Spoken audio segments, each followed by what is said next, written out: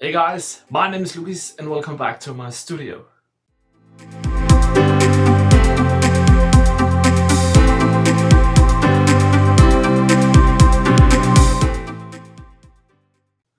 Today we will be talking about panning in left and right. So there are three main ways to do it in FL Studio. You can do it before you apply your effects, you could do it in between, and you could also do it after. And depending on how you want your mix to sound, these are three huge different outputs. Today I will use a Pluck with some delay to explain why and how this works, and after this we will be going through some automation. Stick around till the end because I think there is a lot of things to learn here.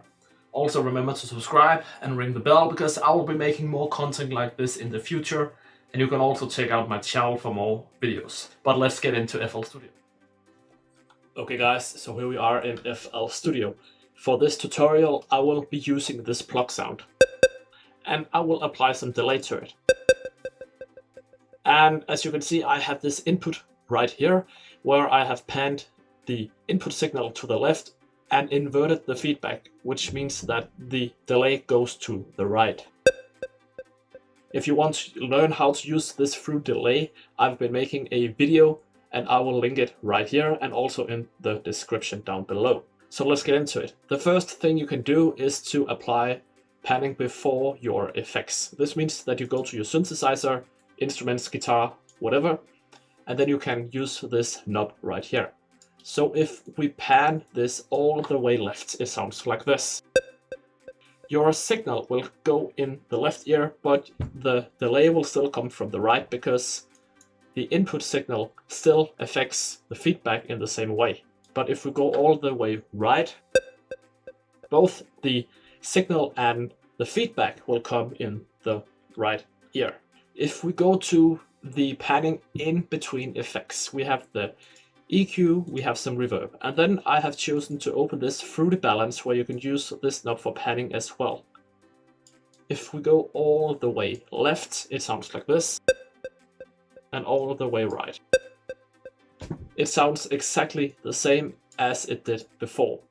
Nothing really special has happened here, but this is just an alternative way of doing it. You can also be making a between effect after the delay. If we go all the way left, you will hear both the delay and the signal in this ear. And if we go all the way right, you will hear both the delay and the signal in the right ear. We also have the last opportunity, which is the mixer channel panning, which does the exact same thing as the balance after the delay does. We go all the way left, or we go all the way right. So as you can see, there are a lot of ways to pan, and all of these ways really affects your outcome of, for instance, a inverted delay. So you really have to be careful on how you pan your stuff. But now let's get to the panning automation. I have prepared this little melody. I'm sure that a lot of you know this already. It's Avicii's Wake Me Up.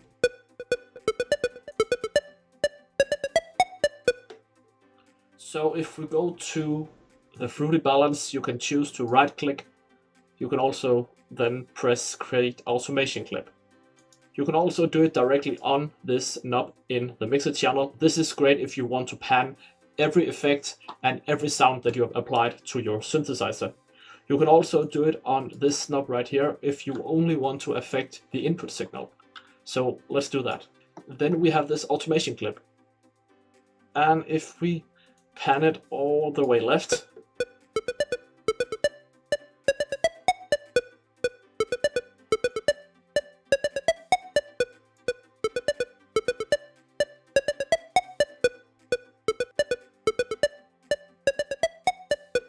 you can hear that the sound goes from the left to the right.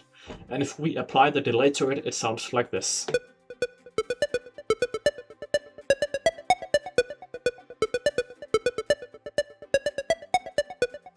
No matter where our sound is placed, in left or right, our delay will always go to the right.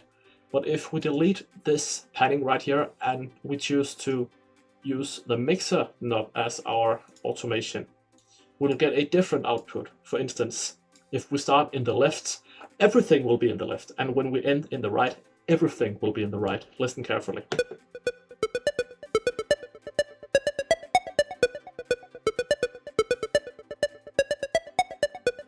So you have to be really careful on how you use panning, especially when you have inverted delay. And the delay is just to show you what panning can do to your effects and your sounds.